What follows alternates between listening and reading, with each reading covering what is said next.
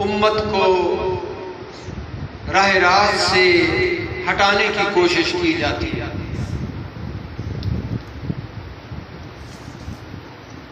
آج عارف کامل، عارف کھڑی شریف حضرت میاں محمد بخش صاحب رحمۃ اللہ تعالی علیہ آپ کے حوالے سے کہ آپ نے پیران پیر شیخ عبد القادر جیلانی رحمۃ اللہ تعالی علیہ کے دربار میں جو نذرانہ عقیدت پیش کیا ہے، اس میں سے کچھ وہ آپ کے عرض کرنا ہے کہ اولیاء اللہ پیران پیر شیخ عبد القادر جیلانی رحمۃ اللہ تعالی علیہ آپ کے حضور نذرانہ عقیدت پیش کرتے ہیں۔ اولیاء حضور غوث پاک کے دربار میں نذرانہ عقیدت پیش کرتے ہیں، اور پھر ولی تو بڑے صحیح انداز میں جانتے اور سمجھتے ہیں کہ پیران پیر دستگیر کا کیا مقام اور مرتبہ ہے، مجھ جیسوں کو کیا معلوم۔ اس لیے ان کی زبانی کچھ جو انہوں نے پیش کیے نذرانہ عقیدت برکت کے لیے کہ عارف کھڑی نے حضور غوث پاک کے دربار میں جو نذرانہ عقیدت پیش کیے، اس میں سے کچھ کلمات میں آپ کے گوش گزار کرتا ہوں تاکہ حضرت پیر دستگیر کے دربار میں عارف کھڑی شریف کی وساطت سے حاضری لگ جائے، ان کی وساطت سے حاضری لگ جائے، اور اس دربار میں جو حاضری قبول ہو جائے تو میں سمجھتا ہوں کہ غموں کا مداوا یہی ہے، دکھوں کا علاج یہی ہے کہ حضرت پیر دستگیر کے دربار میں حاضری لگ جائے اور ہماری فریادیں کسی کامل کے تو خیر وہاں پہنچے۔ تو عارف کھڑی شریف حضرت میاں محمد بخش صاحب رحمۃ اللہ تعالی علیہ فرماتے ہیں، کجائی شاہ محی دین کجائی چرا درکار مشکل من نہ آئی۔ فارسی زبان میں آپ کا کلام پنجابی کے اندر بھی ہے، فارسی کے اندر بھی ہے، عربی کے اندر بھی ہے، اردو کے اندر بھی ہے، بالخصوص پنجابی میں آپ کا جو کلام ہے اس کو بڑی شہرت نصیب ہوئی ہے، اور اہل علم کے حلقوں میں تو پھر ساری جو زبانیں ہیں ان کو جانا اور پہچانا جاتا ہے۔ تو حضرت عارف کھڑی شریف وہ حضور پیر دستگیر کے دربار میں یوں گویا ہے کہ کجائی شاہ محی دین کجائی چرا درکار مشکل من نہ آئی۔ اے شیخ عبد القادر جیلانی، اے محی الدین آپ کا جو لقب شریف ہے، اے محی الدین، اے شیخ عبد القادر جیلانی، کہاں ہو آپ؟ میری اس مشکل میں آپ کی تشریف آوری کیوں نہیں ہو رہی؟ یعنی کہ یہ عرض کیا جا رہا ہے کہ آپ میری مشکل کشائی کے لیے تشریف لے آئے، اور یہ کوئی تخیلاتی پروگرام بھی نہیں ہے کہ جس طرح کے عام شاعروں کے تخیلات ہوتے ہیں، خیالات ہوتے ہیں، وہ زمین آسمان کے کلامیں بناتے ہیں، اس میں حقیقت کوئی نہیں ہوتی، لیکن جو کامل لوگ ہوتے ہیں ان کا جو کلام ہوتا ہے وہ حقیقت پر مبنی ہوتا ہے۔ آپ دیکھ لیں حضرت حسان بن ثابت رضی اللہ تعالیٰ عنہ کا کلام دیکھ لیں تو نہیں کہا جا سکتا کہ آپ کا کلام ایک تخیلاتی پروگرام ہے، حقیقت کے ساتھ اس کا کوئی تعلق نہیں۔ صحابی رسول ہے تو نبی پاک صلی اللہ علیہ وسلم کے دربار میں آپ نے کلام پڑھے ہیں اور غزوات کے مواقع پہ نبی پاک علیہ السلام نے خود آپ کو ارشاد فرمایا کہ آپ جو ہے نا اشعار کے ذریعے دشمنوں کو پیغام پہنچائیں۔ حضرت جامی رحمت اللہ تعالی علیہ کا کلام، اسی طرح مولانا روم کی مثنوی شریف دیکھ لیں، یہ سب حقیقت پر مبنی کلام ہے۔ اور مجدد دین و ملت اعلی حضرت امام احمد رضا رحمت اللہ تعالی علیہ کا کلام دیکھ لیں کہ وہ شریعت مطہرہ کی ترجمانی ہے، وہ خیالات نہیں ہے کہ شاعر بیٹھا کہ اس کے ذہن میں جو کچھ آیا اس نے کہہ دیا۔ یہ عام لوگوں کی بات ہوتی ہے، لیکن جو مستند عالم دین ہوتے ہیں، اولیاء کاملین ہوتے ہیں، ان کی نثر ہو یا نظم ہو وہ حقیقت پر مبنی ہوتی ہے۔ لہذا کسی شخصیت کے متعلق یہ کہنا کہ ان کا جو شاعرانہ کلام ہے، جو ان کی نظم ہے، اس کا حقیقت کے ساتھ کوئی تعلق نہیں، یہ بڑی غلط بات ہے، یہ نہیں کہنا چاہیے۔ وہ حقیقت ہوتی ہے، بندے کو دیکھ کر حکم لگایا جاتا ہے۔ بندہ اگر عام نہ ہو تو اس کی نہ نثر کا اعتبار ہے نہ نظم کا اعتبار ہے۔ بندہ جب خاص ہوتا ہے اور کسی منصب کے اوپر فائز ہوتا ہے تو اس کی نثر کا بھی اعتبار ہوتا ہے، اس کی نظم کا بھی اعتبار ہوتا ہے۔ یہ نہیں ہوتا کہ نثر میں کچھ اور چیز ہو اور نظم میں کچھ اور، یہ نہیں ہوتا۔ تو عارف کھڑی حضرت میاں محمد بخش صاحب رحمۃ اللہ تعالی علیہ جو حضور پیر دستگیر کے دربار میں عرض کر رہے ہیں، تو اس کا مفہوم یہ ہے کہ اے شیخ عبد القادر جیلانی، میری امداد کے لیے آپ تشریف لے آؤ۔ کہاں ہو آپ؟ کرم نوازی میں کیوں دیر ہو رہی ہے؟ کرم نوازی فرماؤ اور آؤ میری مشکل کشائی فرماؤ۔ یہ آپ فرما رہے ہیں۔ اور یہاں میں ایک بڑی قیمتی بات آپ کو عرض کرتا ہوں، انشاءاللہ تعالی یہ سمجھ کے بھی قریب ہے اور حقیقت کے قریب تو ہے، حقیقت تو ہے لیکن سمجھ کے بھی قریب ہے۔ جہاں سے لوگوں کو مغالطہ لگ رہا ہے اور اس مغالطے میں امت جو ہے وہ افتراق اور انتشار کا شکار ہو رہی ہے، اور وہ یہ ہے کہ کچھ لوگوں کا یہ ذہن ہے کہ یہ اللہ تعالیٰ کو چھوڑ کر غوث پاک سے مدد لے رہے ہیں، حالانکہ اللہ تعالیٰ مدد کرنے والا ہے اور وہ قریب ہے۔ تو یہ اللہ پاک کو چھوڑ کر غوث پاک سے امداد لے رہے ہیں، یہ بات لوگوں کے ذہن میں مغالطہ ہے، اور پھر یہ ایک نظریہ بن گیا کہ امداد صرف اللہ سے لینی چاہیے، کسی اور کی طرف امداد کی نسبت نہیں کرنی چاہیے۔ اب جو اس کے اپنے مقام پہ دلائل ہیں، ان کی نہ کوئی حد ہے نہ کوئی شمار ہے، لیکن جو آسانی کے ساتھ آپ کے ذہن میں یہ بات بٹھانا چاہتا ہوں وہ یہ ہے کہ جو امداد غوث پاک کی ہے وہ اللہ کی ہی امداد ہے، اللہ کے ولی کی جو امداد ہے وہ اللہ کی امداد ہے۔ اللہ تعالیٰ نے ان کو یہ منصب عطا فرمایا ہے، اور اس کی آسان مثال غزوہ بدر میں آسمان سے فرشتے آئے صحابہ کی مدد کرنے کے لیے۔ غزوہ بدر میں آسمان سے فرشتے آئے صحابہ کی مدد کرنے کے لیے، قرآن اس کو ذکر کرتا ہے۔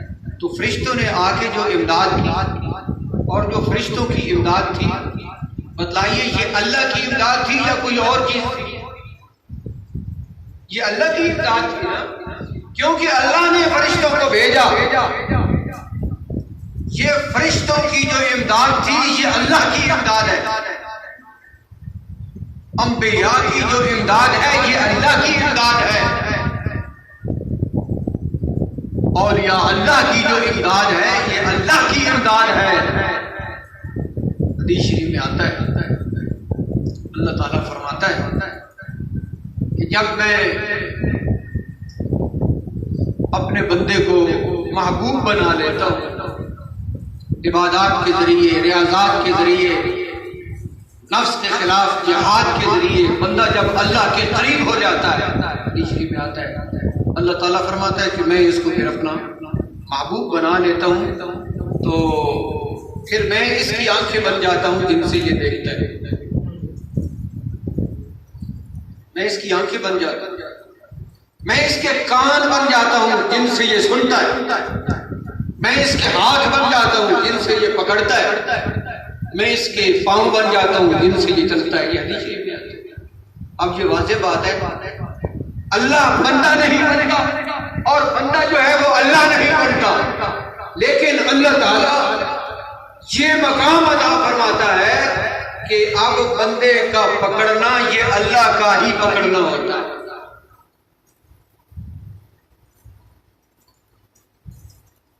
اور یاد دہانی کے لیے میں قرآن سے اس کی مثال آپ کو سمجھاؤں تاکہ مسئلہ فہم کے قریب ہو جائے.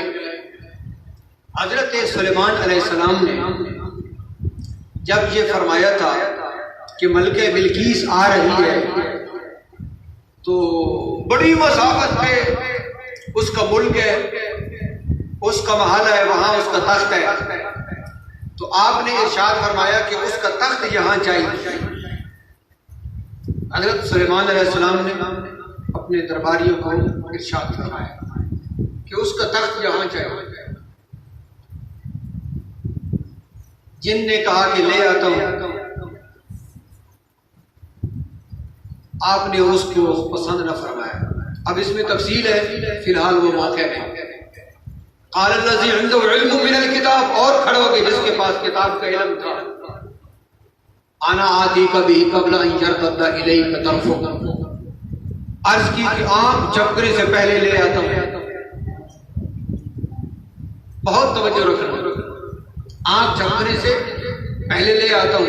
مسافت بھی بڑی ہو، دور ملک ہو، اور وہاں ملکہ بلقیس کا تخت پڑا ہو اور دربار حضرت سلیمان علیہ السلام کا لگا ہوا ہو، اور آپ فرمائیں کہ وہ آ رہی ہے اور تخت ابھی چاہیے، اور آپ کا خادم، آپ کا امتی عرض کرے کہ آنکھ جھپکنے سے پہلے لے آتا ہوں. جب آنکھ کھولی تو تخت سامنے پڑا ہے. آنکھ جھپکنے میں تخت آ گیا. بتاؤ یہ کون سی طاقت تھی جو تخت کو لے آئی؟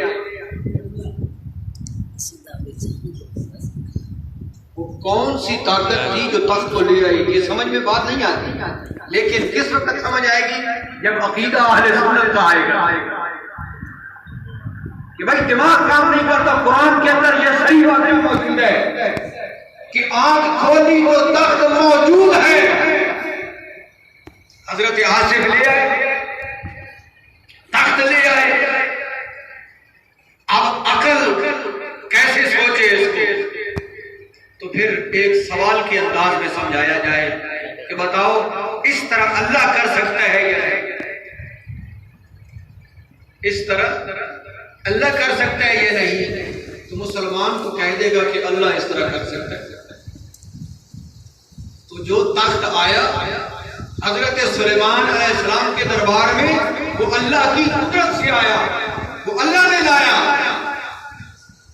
سامنے اللہ کا بندہ ہے اور اس بندے کے ہاتھ پہ اللہ کی طاقت کا ظہور ہوا تو تخت آ گیا. اب بات بھی سمجھ آ جائے گی کہ تخت آ سکتا ہے، اللہ لا سکتا ہے، اور اہل سنت کا عقیدہ بھی سمجھ آ گیا کہ اللہ کا ولی جو قدرت اور طاقت دکھاتا ہے وہ اللہ کی قدرت کا مظہر ہوتا ہے. بات ساری سمجھ آ جائے گا، اہل سنت کا عقیدہ بھی سمجھ آ جائے گا اور اللہ کے ولیوں کا مقام بھی سمجھ آ جائے گا۔ بھائی جہاں اللہ کی قدرت ظاہر ہو رہی ہے، کوئی بات ہے تو ظاہر ہو رہی ہے نا، ہر جگہ پہ تو اس طرح قدرت ظاہر نہیں ہوتی، تو اگر وہاں ہو رہی ہے تو کوئی بات تو ہے نا۔ تو اس لیے جو اولیاء اللہ کی امداد ہے وہ اللہ کی امداد ہے۔ لوگوں نے غلط سمجھا کہ جو حضرت شیخ عبد القادر جیلانی سے مدد لیتے ہیں انہوں نے اللہ کو چھوڑ دیا ہے۔ بھائی اللہ کو چھوڑا نہیں، امداد اللہ کی ہے، وہ تو فیض حضرت شیخ عبد القادر جیلانی کی آ رہی ہے۔ پوری دنیا کے اندر جتنے بھی کلمہ گو ہیں اور جن کو اس پہ اعتراض ہے، ذرا وہ ثابت کر کے تو دکھائیں کہ اللہ کی قدرت کا ظہور اس طرح نہیں ہو سکتا، یا اللہ کی قدرت اس طرح ظاہر ہو جائے تو توحید میں فرق آ جاتا ہے۔ کوئی بتائے تو صحیح، دلائل سے بات بتائے۔ اس لیے یہ عارف کھڑی کہتے ہیں کہ اے محی الدین شیخ عبد القادر جیلانی، تم کہاں ہو؟ آؤ اور میری امداد کرو، آؤ اور تم میری امداد کرو۔ یہ اس طرح عرض کر رہے ہیں، ایا محبوب ذات کبریائی تو نور عین احمد مجتبائی۔ دوسرے شعر میں اور بات کھل کر سامنے آ گئی، فرماتے ہیں کہ اللہ تعالیٰ کہ تم محبوب ہو۔ کوئی جو حدیث شریف میں آیا کہ اللہ تعالیٰ فرماتا ہے کہ جب بندے کو میں محبوب بنا لیتا ہوں تو پھر اپنی طاقتوں کو اس کے اوپر ظاہر کر دیتا ہوں۔ تو پہلے حضرت میاں محمد بخش صاحب رحمت اللہ تعالیٰ علیہ عارف کھڑی نے یہ عرض کی کہ اے شیخ عبد القادر جیلانی آؤ میری امداد کو آؤ، اور اگلی بات کیا کہتے ہیں جو حدیث شریف کا ترجمہ ہے کہ ایا محبوب ذات کبریائی، اے ذات کبریا پروردگار عالم کے محبوب، تم تو محبوب ہو رب العالمین کے، تو جو محبوب ہوتے ہیں اللہ کے ان کے لیے یہ کیا مشکل ہے؟ تم اللہ کے محبوب کو بتاؤ، اللہ کو چھوڑ رہے ہیں یا اللہ کا محبوب بنا رہے ہیں؟ یہ تو یوں عرض ہونا ہے کہ اللہ کے تم محبوب ہو، اور اللہ کے محبوب کی جو امداد ہوتی ہے وہ اللہ کی امداد ہوتی ہے۔ ایا محبوب ذات کبریائی تو نور عین احمد مجتبائی، رسول پاک صلی اللہ علیہ وسلم کے آنکھوں کے تم نور ہو، تم اللہ کے بھی محبوب ہو، اللہ کے محبوب کے بھی محبوب ہو، رسول پاک صلی اللہ علیہ وسلم کے بھی پیارے ہو، حسنی حسینی بھی ہو، آل سے بھی ہو، اور بڑا مقام مرتبہ بھی ہے، اللہ کے بھی پیارے ہو، آؤ اور میری امداد کر جاؤ۔ سرور خاطر مشکل کشائی چراغ خانہ آل آبائی،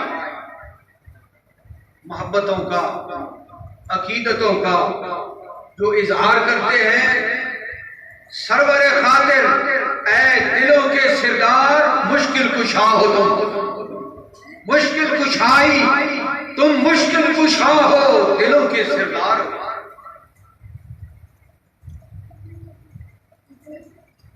چراغ خانہ آل آبائی، اور آل عباس کے گھر کے تم چراغ، آل عباس کے گھر کے تم چراغ ہو، آل بیت کے جو گھرانہ ہے اس گھرانے کے تم چراغ ہو۔ اور یہ اب میرے ذہن میں بات آ رہی ہے، سرور خاطر، کہ یہ سرور خاطر بھی ہو سکتا ہے، سرور خاطر مشکل کشائی، دلوں کا تم سرور ہو، دلوں کی تم خوشی ہو، جب دل میں آ جاتے ہو تو پھر غم ہو جاتے ہیں، سردار بھی ہو، سرور بھی ہو، اور مشکل کشا بھی ہو، کہ آپ کی جو مشکل کشائی ہے وہ رب العالمین کی ہی مشکل کشائی ہے۔ اگر یہ نقطہ سمجھ آ جائے، میں کہتا ہوں کہ امت مسلمہ کے اندر جو فساد پڑا ہوا ہے وہ بہت حد تک فساد اٹھ جائے گا۔ یہ جو لوگ سمجھتے ہیں کہ خدا کو چھوڑ دیا انہوں نے نعوذ باللہ، اور امداد غوث پاک سے لے رہے ہیں، اگر یہ نقطہ جو غوث پاک کی امداد ہے یہ اللہ کی امداد ہے، بات ختم ہو جائے گی۔ اللہ جو رزق عطا فرماتا ہے وہ رزق تو مختلف اسباب سے وصول کرتے ہیں، رزق کے تو بڑے اسباب لوگ مانتے ہیں اور جانتے ہیں اور ہے بھی دنیا دار الاسباب، لیکن کبھی کسی نے نہیں کہا کہ یار رزق دینے والا تو اللہ ہے، تو دکان پہ کیوں بیٹھا ہے؟ رزق دینے والا تو اللہ ہے، تو زمین میں ہل کیوں چلاتا ہے؟ رزق دینے والا تو اللہ ہے، تو ملازمت کیوں کرتا ہے؟ کبھی کسی نے نہیں کہا، کیونکہ سب کو پتا ہے کہ رزق اللہ دیتا ہے، لیکن اس سبب سے دیتا ہے، یہ سبب بھی اسی نے پیدا کیے ہیں، اور اس سبب سے جو آتا ہے یہ اسی کا ہے، کسی اور کا تو نہیں ہے۔ تو اللہ کی امداد اگر کسی سبب سے آ جائے تو کیوں یہ دل میں شک آتا ہے کہ خدا کو چھوڑ رکھا ہے؟ اگر اس طرح خدا کو چھوڑنا لازم آتا ہے تو پھر سارے معاملات دنیا کے چھوڑ دو، کہ رازق تو اللہ ہے اور اللہ نے رزق دینے کا وعدہ بھی فرما رکھا ہے، تو پھر گھر میں بیٹھ جاؤ، رزق دینے کا وعدہ تو اللہ نے کر رکھا ہے، تو جو نصیب میں ہے وہ مل جائے گا، تو پھر کیوں تم اللہ کے غیر کی طرف جاتے ہو؟ یہ دکان اللہ کا غیر نہیں ہے، یہ جو زمین ہے یہ اللہ کا غیر نہیں ہے، کیوں ہم چلا کے اس میں بیج ڈالتے ہو؟ اور یہ ملازمت اللہ کا غیر نہیں ہے، یہ اپنے افسروں سے جو تنخواہیں لیتے ہو یہ اللہ کا غیر نہیں ہے، کہو نا کہ ہم اللہ سے لیں گے، تم سے نہیں لیں گے۔ مزدور جب مزدوری کرتا ہے تو مالک سے مزدوری کیوں لیتا ہے؟ کہے نا کہ ہم اللہ سے لیں گے، غیر سے نہیں لیں گے۔ بھائی یہ غیر ہے ہی نہیں، یہ اسباب اللہ نے بنایا ہے، تو جس طرح یہ سارے اسباب اللہ نے بنائے ہیں اور ان سے رزق کا آنا یہ اللہ کا انکار نہیں ہے، غوث پاک سے امداد لینا یہ اللہ کی امداد کا انکار ہے، وہ نبی کے فرمان سے بھی دور ہے۔ ان لوگوں نے امت مسلمہ کو ٹکڑوں میں تقسیم کی ہے، ٹکڑوں میں تقسیم کرنے والے یہ ہیں جو دین کو سمجھتے نہیں اور دین کی تشریح کرتے ہیں۔ پہلی بات سمجھ، تم بنا یار، میرے کو نہیں بنایا، اتا کا دین کی تشریح وہ کرے جو اس منصب پر آئے۔ ہمارے اس ملک میں نہیں بلکہ پوری دنیا میں آج ایک مسئلہ الجھا ہوا ہے، جو مسائل عوام کی سطح سے بالاتر ہیں ان کو یوں عوام کے اندر اچھالنا بھی نہیں چاہیے، اس لیے میں مسئلہ ذکر نہیں کرتا۔ جن کو معلوم ہے یا جہاں تک میری یہ آواز پہ چلی جائے گی، بعد میں میڈیا کا دور ہے، آواز چلی جاتی ہے، بہت دور تک چلی جاتی ہے، تو جس مسئلے میں آج علماء اور مشائخ الجھے ہوئے ہیں اور ایک دوسرے کے بارے میں کمزور لفظ استعمال کر رہے ہیں اور امت مسلمہ کے افراد پریشان ہیں، میں ان کو دعوت فکر دیتا ہوں کہ اس مسئلے میں تم رجوع کرو اولیاء اللہ کی طرف اور ائمہ دین کی طرف، بات ختم ہو جائے گی۔ جو مسئلہ الجھا ہوا ہے اور جس میں یہ افراط اور تفریط کا شکار ہیں اور عجیب عجیب زبانیں استعمال کر رہے ہیں، ان کو میں دعوت فکر دیتا ہوں کہ ائمہ دین کو پڑھیں، اولیاء کرام کو پڑھیں، اس مسئلے کا فیصلہ امام اعظم ابو حنیفہ کے دربار میں درج کر دیں، اس مسئلے کو ائمہ دین کے دربار میں درج کر دیں، اس مسئلے کو کاملین کے دربار میں پیش کریں۔ حضرت داتا علی حجویری کی تعلیمات موجود ہیں، حضرت خواجہ معین الدین چشتی اجمیری کی تعلیمات موجود ہیں، غوث پاک کی تعلیمات موجود ہیں، حضرت جنید بغدادی کی تعلیمات موجود ہیں، بابا فرید الدین گنج شکر کی تعلیمات موجود ہیں۔ اس مسئلے کو اولیاء کے حوالے کرتے ہیں اور کھولو کتابوں کو کہ یہ مسئلہ کتابوں میں کس طرح صالحین نے لکھا ہے، ائمہ دین نے کس طرح لکھا ہے، مسئلے کا پتہ ہی نہیں ہے، اور ایک ان پڑھ آدمی بھی وہ اس کے اوپر کچھ جو ہے وہ اظہار خیال کر رہا ہے۔ تو دین کے معاملے میں جس کو دیکھیں نا، یہ ایک فتویٰ بنتا ہے، جو آج کل جو مسئلہ اٹھا ہوا ہے یہ فتویٰ بنتا ہے، تو مجھے یہ بتائیں کہ یہ عام بندے کے بس میں ہے کہ وہ فتویٰ دے؟ وہ تو وضو کے بارے میں بھی کوئی فتویٰ نہیں کہہ سکتا، چہتا ہے کہ عقائد کے مسئلے کو اٹھا کر وہ فتویٰ دینا شروع کر دے۔ یہ کسی کا کام نہیں ہے وہاں سوا مجتہد علماء کے، اور جو بڑے راسخ علماء ہیں اور ان کی تعلیمات کو سامنے رکھتے ہوئے اس دور میں جو موجود علماء ہیں، کیا شریف عدالت ہے، چیف جسٹس ہے، یہ لوگ اس مسئلے کے اندر آگے علماء کے ساتھ بیٹھ کر فیصلہ کریں کہ اس کا حتمی فیصلہ کیا ہے۔ یہ کچھ بات میں نے آپ کو یہ عرض کر دی، ممکن ہے آپ کو یہ نہ پتہ ہو اکثر کو کہ یہ کون سی بات کر رہا ہے۔ ایک شرعی مسئلہ ہماری قوم کے اندر الجھا ہوا ہے ناموس اہل بیت کے حوالے سے، تو میں اس کی طرف اشارہ کر رہا ہوں کہ جو لوگ اس کے اندر انوالو ہیں وہ چھوڑ دیں اس مسئلے کو، اور اس مسئلے کو ائمہ دین کے حوالے کر دیں، اولیاء کرام کے حوالے کر دیں، اور ان کی تعلیمات کی روشنی میں اس مسئلے کو آگے طے کیا جائے، تو انشاءاللہ تعالیٰ معاملات الجھیں گے نہیں، سلجھ جائیں گے۔ اور میں اکثر کہا کرتا ہوں، دیکھیے جس طرح ہے نا وہ نیم حکیم خطرہ جاں، نیم منا خطرہ حکیم، حکیم اگر مکمل نہ ہو نا، نیم حکیم ہو تو جان کو خطرہ ہوتا ہے، تو اگر ان پڑھ آدمی ہو اور وہ دین کے بڑے بڑے فیصلے کرنے شروع کر دے تو ایمان کا خطرہ ہوتا ہے۔ اب میں یہ سمجھتا ہوں اس موقع پر بہت سے لوگ ایسے ہیں کہ اس مسئلے میں جنہوں نے بے احتیاطی کی ہے وہ بہت بڑے خسارے کا شکار ہوتے ہیں، بہت بڑا گھاٹا وہ منہ لے چکے ہیں، کیوں کہ یہ مسئلہ اس نوعیت کا نہیں تھا کہ اس میں وہ بولتے ہیں۔ اور انشاءاللہ تعالی علیحدہ کسی پروگرام میں جو عوام کی سطح سے بالاتر ہوگا اس مسئلے کی میں مزید وضاحت کروں گا ائمہ دین اور اولیاء کرام کے حوالے سے۔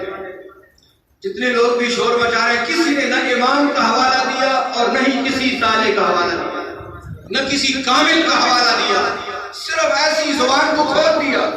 تو میں ان کو دعوت فکر دیتا ہوں کہ اس مسئلے میں وہ دین کے امام جو ہیں ان کے حوالوں کو لائیں اور اولیاء کرام کے حوالوں کو لائیں، تو انشاءاللہ تعالیٰ ائمہ دین کے حوالوں سے، اولیاء کرام کے حوالوں سے اس مسئلے کی ہم وضاحت کریں گے۔ اور جن لوگوں کو تشویش ہے انشاءاللہ تعالیٰ اگر وہ صدق کے دل سے اس میدان میں آئیں گے تو ان کی تشویش ختم ہو جائے گی۔ وآخر دعوانا الحمدللہ رب العالمین، سنت ادا کرنا۔